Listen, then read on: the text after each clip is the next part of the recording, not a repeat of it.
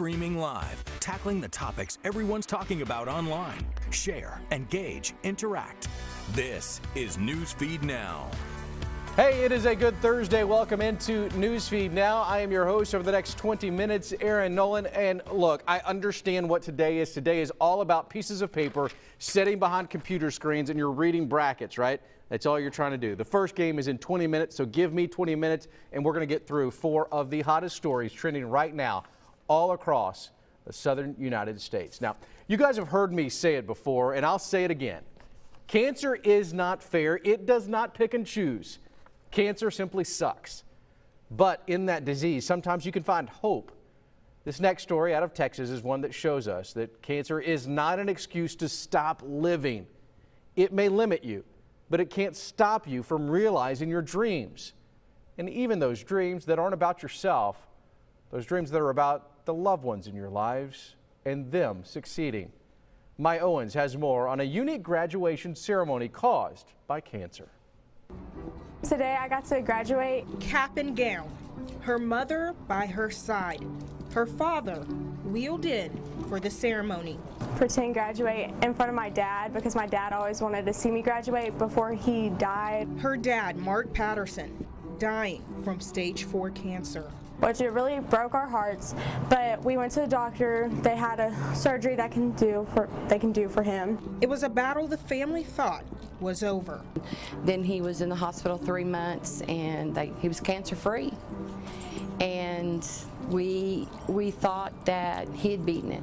When the disease came back, the question always is, how much time do I have? That's the hardest question to ask and the easiest answer.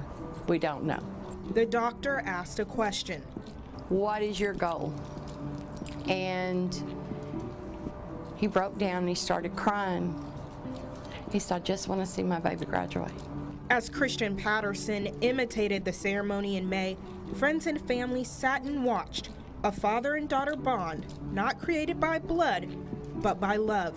I am adopted. My mom and dad are my mom and dad. It doesn't matter if it's blood or not blood. They love me, they care for me, and that's what parents are supposed to do. Parents who are proud of their graduate. The graduation in May will be special, but I know this one will definitely be something in the books. And forever by his side. All right, Mai now joins us from Tyler, Texas. You know, we were just talking about cancer, and cancer takes a lot from somebody. Cancer takes a lot from your body, but it also gives you the chance to find some hope. Tell me, in your opinion, in your emotional state, what was this family like, being able to sit down and chat with them about this? Honestly, the only word I can use, just like the mom said, it was amazing to sit there and talk to them. They were so strong, and I think, like you said, cancer does suck, and they just kind of took on the role of, listen, this is what we have to deal with, and we're going to move forward, and we're going to try to make the best out of this situation. So that is one strong and tough family, I can tell you that. What was the father's response when this ceremony was going on and wrapping up? I mean, I have to assume that he was doing everything he could to hold it together. Well, the cancer has spread so much that he can't physically speak much, but when we moved back into his room and his daughter on one side, his wife on the other, he whispered something, and it will forever stick with me. He just whispered, it was very low, very soft, and he just said, I love you. And you know, I think that says it all. There is nothing quite like a dad's love for his daughter. This mom was saying that doctors had said, we don't know, but they have given Mark an idea of what he has left. What are doctors saying? Yeah, after the ceremony, Christian left, and the mom addressed the entire crowd and said doctors have given Mark about 10 days. And she said, although, you know, it's going to be sad, but they're looking forward to the next journey because they know that she can't wait for the day that she'll be able to join him. Yeah, I can tell from your facial expressions, this is one that has shaken you as well. There is some reality to what we do, you know. I mean, there is emotion involved in telling these stories. And I know it's difficult. We've been there. It's tough though, right? It is tough. And you know, after the story, I called my dad and I just said, I just wanted to hear your voice. You know, there are certain stories that just stick with you and they make you want to call your own parents and reach out to your own loved ones, and this one was definitely one of them. My Owens, thank you so much. Thank you for telling this story, and I will echo what you just said. Sometimes there are stories in this line of work where we are human. We can't just compartmentalize and put these emotional subjects behind us. Thank you so much for sharing your story. Thank you for sharing the story of this father, you know, struggling through the worst of the worst, trying to beat this thing, not going to be able to beat this thing according to doctors, but still living out a dream of seeing his daughter graduate. Man, cancer really does suck. I have to be honest with you there. Moving on. Earlier this week, we told you about a Nashville police officer who was dragged down a street on an ATV. That person, we can tell you right now, has been arrested. Police tell us 30-year-old Walter E. Moss the second was arrested after video was seen all over social media. The officer tumbles violently into the crowd. This was set up for the SEC basketball tournament. Saturday was not a good day for me. To me, it's much better. I feel good. Good to be back in the office and getting back to normal. I'd like to personally thank my Lord and Savior Jesus Christ for speedy recovery, without which I know it's a good chance I'd still be in the hospital. I want to thank the Nashville community. Lots of well wishes, emails, phone calls, texts, people wanting to send me food. The suspect is facing multiple charges. 3 are felonies. You can see our full coverage of this story. Just check out Newsfeed Now on this website. Another update to a story that originally caused quite the social stir. You might remember in Alabama, a newspaper editor and owner of that newspaper wrote a story about the KKK riding again. Well, that man is selling his newspaper. Goodloe Sutton is his name. He told the Associated Press this week that the Democratic Reporter of Linden, Alabama, well, that may be his last article. Sutton would not go into details about the supposed buyer, and he has been trying to sell for years since the death of his wife. The article did say if the sale of the paper has been more difficult because of that editorial Mr. Sutton wrote. That again is a very hot story continuing to trend online. It's one of the most common birds in the United States. Of course, I'm talking about the cardinal. You can find this bird from Maine to Texas and all places in between. You can't miss the bright, beautiful red colors of its feathers. In fact, on allaboutbirds.org, they credit the cardinal with being responsible for, quote, more people to open up a field guide than any other bird, meaning it's popular, it's hot. But what if I told you there's a cardinal in the wild that's not red?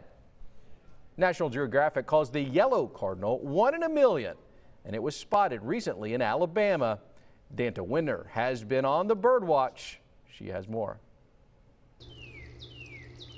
The cardinal rule of cardinals is they're red. But just like all rules, there's bound to be at least one exception. When Karen Maldonado saw this yellow exception, she made sure to catch it on camera. I decided I was just going to practice taking pictures with the red ones. So I was just sitting down, kind of hiding behind a green pillow. Karen says she stayed still, and then he appeared. At that point, I focused on the bird. And he kept on coming. I kept on walking toward the window, which I thought would just deter him and go away. He wasn't scared. Researchers at the University of Auburn say the bird has a rare genetic mutation. Dr. Joffrey Hill says it's similar to albinism in humans. Whatever the cause, Karen says the sighting touches her heart. To me, it's just very special. My dad's been dead for 41 years, so that might be my dad. Karen's dad was from Ohio, whose state bird is the cardinal. That's the southern thing they say. Is the cardinal comes in your yard, it's because like it did when it's visiting. And I said, I must have a party going on in my yard. Dana, thanks. Devin Walsh broke this story out of Mobile, Alabama. Devin joins us now live. Devin, you guys are known as the Crimson Tide. That's a red. Y'all must be the Yellow Tide right now. Yeah, this story has just gone crazy. I mean, people love it because we are so used to seeing red Cardinals, Crimson Tide around here. I mean, hundreds of red Cardinals all the time. And all of a sudden, this little yellow cardinal pops up, and the lady just happened to be taking pictures in her yard. And I think that's what did it. We've heard of the yellow cardinals. We just haven't seen one, or no one's been able to catch one to catch a snapshot of that. This woman got all these great pictures of this bird, and people are loving this story. All right, 1 in a million. That's what this bird is, according to the National Geographic Channel. This lady's got to feel pretty special. I mean, has she bought a lottery ticket yet in those surrounding states? I know Alabama doesn't have lottery yet, but it's maybe coming soon. You know, and it's just so interesting how this happened. Some people were like, oh, this is a bird out of South America, and it's so rare to see it. But I talked to a researcher at Auburn University. He said, no, this is not a bird out of South America. This is a cardinal. It just has really a genetic defect, even though it's a beautiful defect. And it just blocked, the DNA blocked the red pigment from showing up. So it turned out yellow.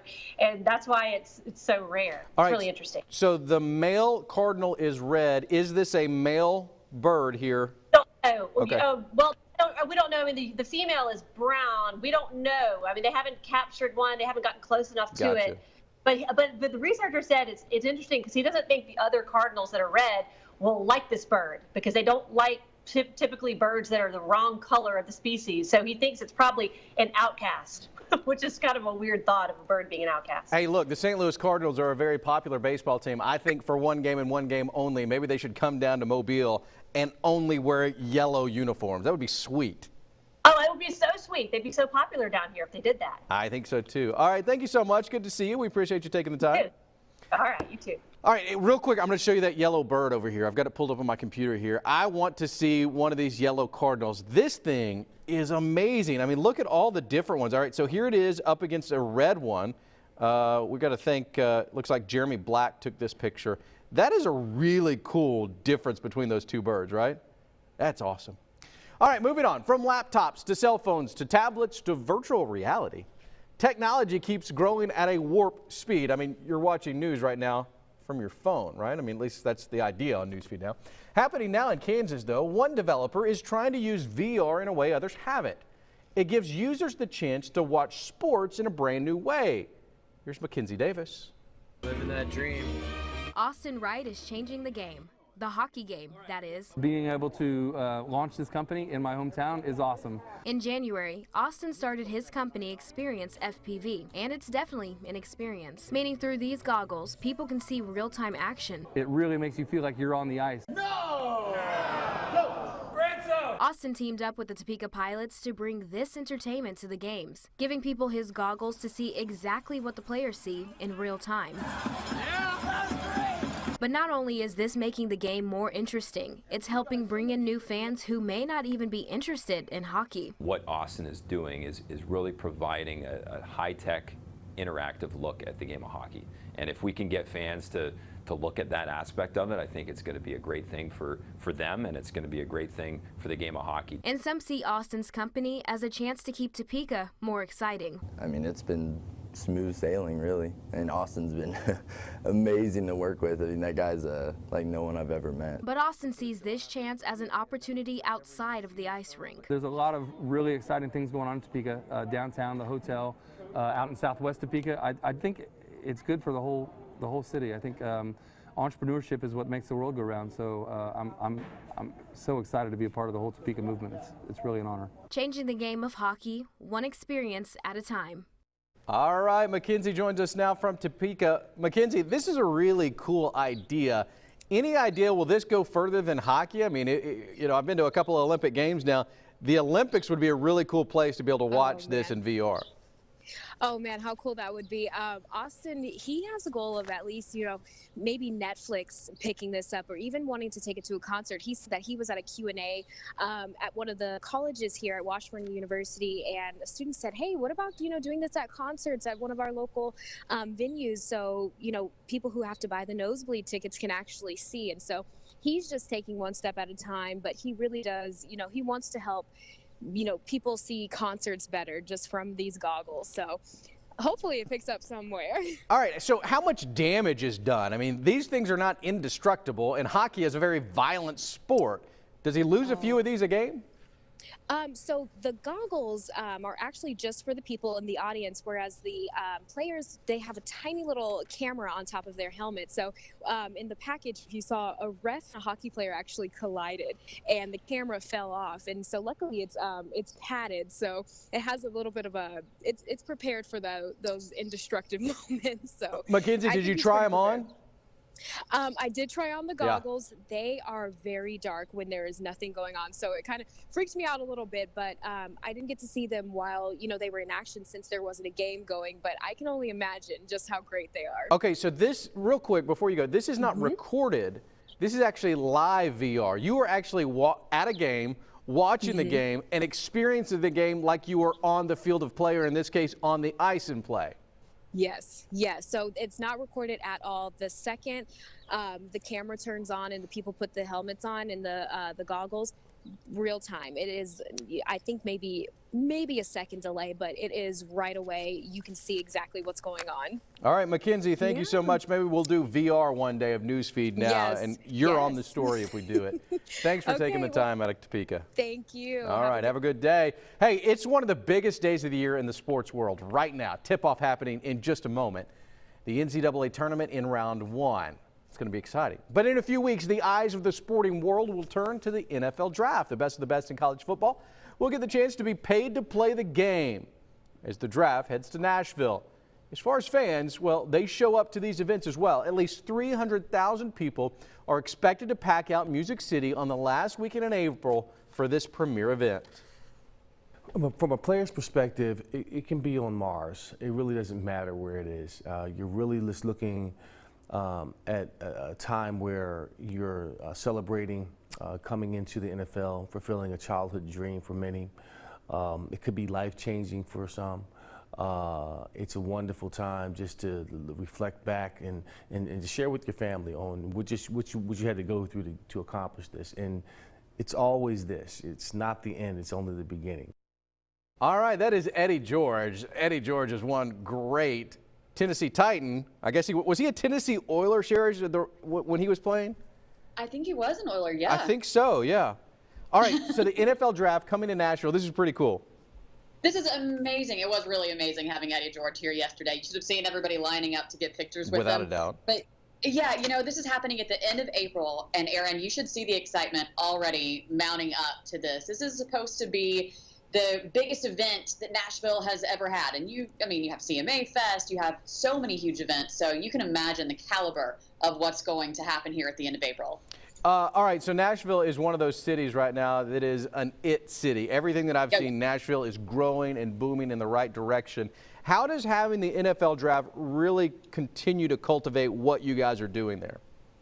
I mean, so the whole point is to bring more people in. The tourism brings the dollars, and the city continues to grow. So you get more people here for the NFL draft. And again, this is not going to just be finding these players to put on the roster. That's a huge part of it. But in Music City fashion, it's going to be concert after concert after concert. You have Tim McGraw has already signed on, Mickey Echo, Dierks Bentley, and those are just a few. So as more people come in and they want to see the draft, they want to see the concerts, what Nashville has to offer, hopefully they'll keep coming back and maybe even move here. All right, so is it at Bridgestone? Is that where it's going to be at? Everything is going to be surrounding. So you'll have an outdoor stage, you'll have an indoor. It's just going to be, yes, the main event, Bridgestone. All right, and I will say, I was in Nashville not too long ago. It's a fantastic place, and if you go downtown there, don't take your wife to Luke Bryan's place, because all she wants to do is stare at the pictures.